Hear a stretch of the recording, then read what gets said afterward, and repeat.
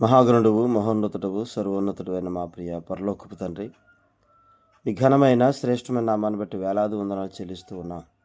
ప్రతి ఉదయం ఈ రీతిగా మీ పాదాల చెంత చేరి శ్రేష్టమైన మీ మాటలు ధ్యానించడానికి మీరు ఇచ్చిన మహాకృపను బట్టి వందనాలు. వింటున్న మా శ్రోతలందరినీ దీవించండి, దర్శించండి, బలపరచండి, ఆశీర్వాదం ఇచ్చి ఆరోగ్యం ఇచ్చి నడిపించని అడుగుతూ ఉన్నాం.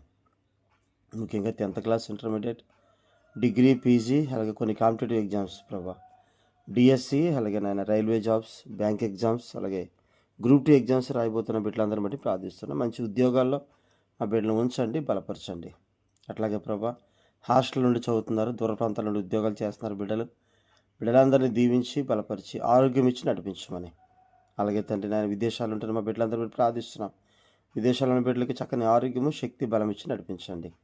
అట్లాగే అనారోగ్యంగా ఉన్న బిడ్డలతో ఆరోగ్యం ఇచ్చి నడిపించమని, వారందరికీ మీ శక్తిని, బలాన్ని ఇచ్చి నడిపించమని. అయ్యా, కీర్తన గ్రంథ ధ్యానాంశాల్లో నేరుగా మాతో మాట్లాడుతున్న దేవా, మీకు వందనాలు చెల్లిస్తూ యేసయ్య పరిశుద్ధ నామంలో అడిగి వేడుకొనుచున్నాము తండ్రి, ఆమేన్. ప్రియులారా, అందరికీ వందనాలు. కీర్తన గ్రంథం 7వ అధ్యాయాన్ని మనం ధ్యానం చేస్తూ ఉన్నాం. మొదటి 2 వచనాలు దావీదు యొక్క విశ్వాసం గురించి, 3-5 వచనాలు దావీదు యొక్క విజయం గురించి, 6-8 వచనాలు దావీదు యొక్క కోరిక, 9-13 వచనాలు దావీదు యొక్క రక్షణ గురించి మనం చూడబోతూ ఉన్నాం. అంటే నిన్నటి దినంలో మనం 8వ వచనం వరకు మనం ధ్యానం చేసామండి. ఈరోజు 9-13 వచనాలు దావీదు యొక్క రక్షణ గురించి మనం చూద్దాం. ఈ 9-13 దాంట్లో మరలా మనం 2 భాగాలు, 9-10 వచనాలు దేవుని తీర్పు పనిచేసే పద్ధతి గురించి ఇక్కడ దావీదు తెలియజేస్తూ ఉన్నాడు. దేవుని తీర్పు ఎలా పనిచేస్తుంది, దేవుని న్యాయం ఏ పద్ధతిలో పనిచేస్తుంది, క్రియ చేస్తుంది అనేటువంటి విషయాన్ని ఇక్కడ చెబుతూ ఉన్నాడు. 7వ అధ్యాయం 9-10 వచనాలండి. హృదయములను అంతరింద్రియములను పరిశీలించు నీతిగల దేవా.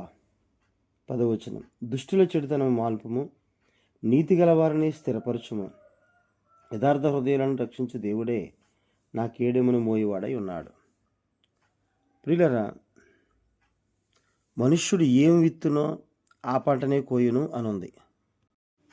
గల్తీ పత్రిక 6:7 చూస్తే 6వ అధ్యాయం 7వ వచనం అండి. మోసపోకుడి, దేవుడు విక్రయింపబడడు, మనుష్యుడు ఏమి విత్తునో ఆ పంటనే కోయును. ప్రియులరు, ఇక్కడ హృదయములను అంతరింద్రియములను పరిశీలించు నీతిగల దేవా అంటూ ఉన్నాడు. అంటే మన హృదయములో, అంతరింద్రియములలో అంటే గుండెలో, అలాగే మిగిలిన లోపలి పైకి కనిపించని అవయవాలు ఏవైతే ఉన్నాయో వాటిని కూడా ఆయన పరిశీలించగలిగే దేవుడు. లోపల మనం ఏదైతే మనం ఆలోచిస్తున్నామో, ఏదైతే నడుస్తున్నామో, ఏ ప్రవర్తన తీరునైతే మనము చూస్తూ ఉన్నామో వాటిని బట్టి మనకి తీర్పు తీర్చే దేవుడు. అందుకే మనుషుడు ఏదైతే అతను ఆలోచిస్తాడో దాన్ని బట్టి తీర్పు. మనుషుడు ఏమి విత్తునో ఆ పంటనే కోయును. అంటే నేల చూడండి, మనం ఏ విత్తనం వేస్తే ఆ విత్తనానికి సంబంధించిన మొక్కని నేల మనకు అందిస్తుంది, మట్టి. దేవుడు తయారు చేసిన మట్టికే ఆ పాటి విలువ ఉంటే, అంటే మట్టిని దేవుడు తయారు చేశాడు, మనం కూడా మట్టే కనుక మనం ఏమి విత్తుతామో, మనం ఏం ఆలోచిస్తామో, మనం ఏ పనులు చేస్తామో వాటిని బట్టే దేవుడు తీర్పు తీరుస్తాడని చెప్తున్నాడు. అందుకే అంటున్నాడు, ఆయన హృదయములను అంతరింద్రియములను పరిశీలించే నీతిగల దేవుడవు. 139వ కీర్తన 13వ చరణం అండి. నా అంతరింద్రియములను నీవే కలుగజేసితివి, నా తల్లి గర్భమందు నన్ను నిర్మించిన వాడవు నీవే. నీవు నన్ను కలుగజేసిన విధము చూడగా భయమును ఆశ్చర్యమును నాకు పుట్టుచున్నవి.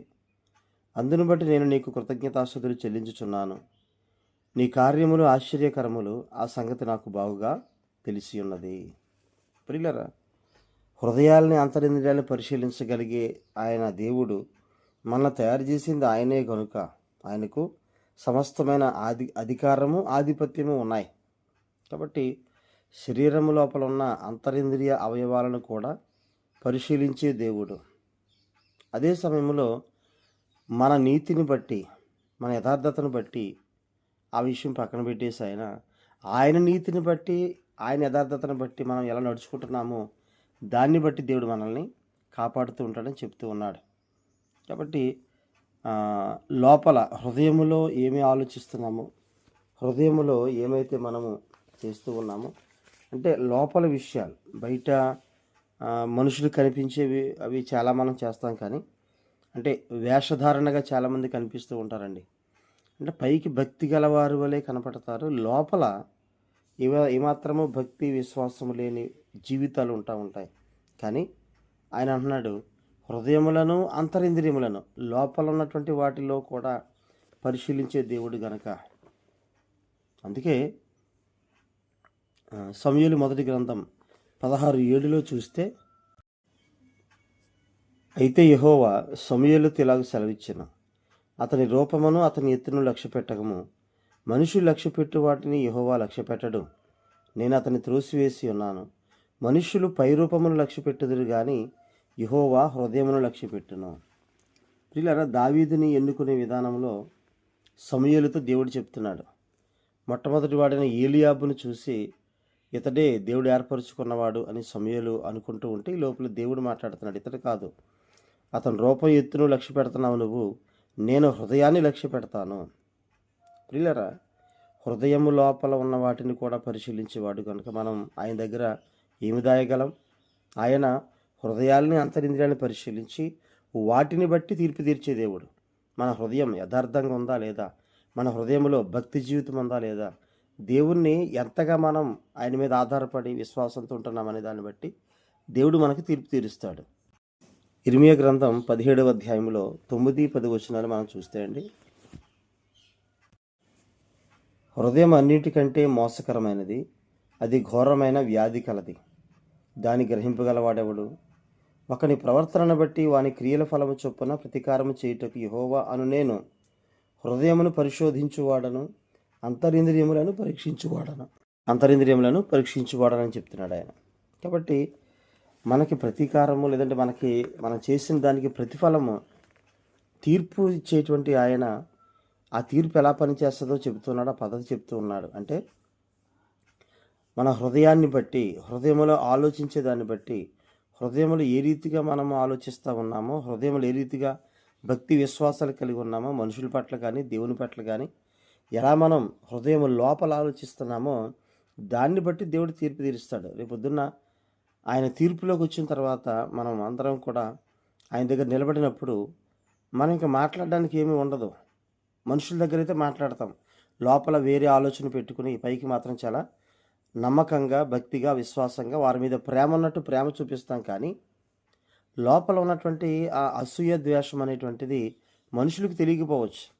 కానీ దేవుడు ఆయన తీర్పు తీర్చే సమయానికి ఆయన అంటున్నాడు, హృదయములను అంతరింద్రియములను పరిశీలించే దేవుడు కనుక హృదయాన్ని బట్టి, మన ఆలోచనలను బట్టి కూడా ఆయన తీర్పు తీరుస్తాడు. కాబట్టి మనం బయటికి భక్తి గల వారి వలె కాదు, హృదయములో, అంతరింద్రియములలో, శరీరము, వీటి లోపల ఆలోచనల్లో మనం ఏ రీతిగా దేవుని దగ్గర ఉంటున్నామో లేదనేది మనం చూసుకుని పరిశీలించుకుంటూ ఉండాలి. అందుకని కీర్తనకారుడు మరొక చోట అంటాడు, 26:2 అండి, దావీదు అంటున్నాడు, యెహోవా నన్ను పరిశీలించుము, నన్ను పరీక్షించుము, నా అంతరింద్రియములను నా హృదయమును పరిశోధించుము. కీర్తనకారుడు కోరుతా ఉన్నారు. అంటే మనం ఆయన్ని అడగాలి, ప్రభువా నన్ను పరిశీలించి, నన్ను పరిశోధించి. ఇంకో చోట అంటాడు కదా, నీకు ఆయాసకరమైన మార్గం నా యందున్నదేమో చూసి దాన్ని తీసే అంటున్నాడు. 139, 23, 24 వచనాలండి. దేవా నన్ను పరిశోధించి నా హృదయమును తెలుసుకొనుము, నన్ను పరీక్షించి నా ఆలోచనను తెలుసుకొనుము, నీకు ఆయాసకరమైన మార్గము నా యందున్నదేమో చూడుము, నిత్య మార్గమును నన్ను నడిపించుము. సో ఈ కీర్తనకారుడు చేసిన ప్రార్థనే మనం కూడా ప్రతి నిత్యము చేయాలండి.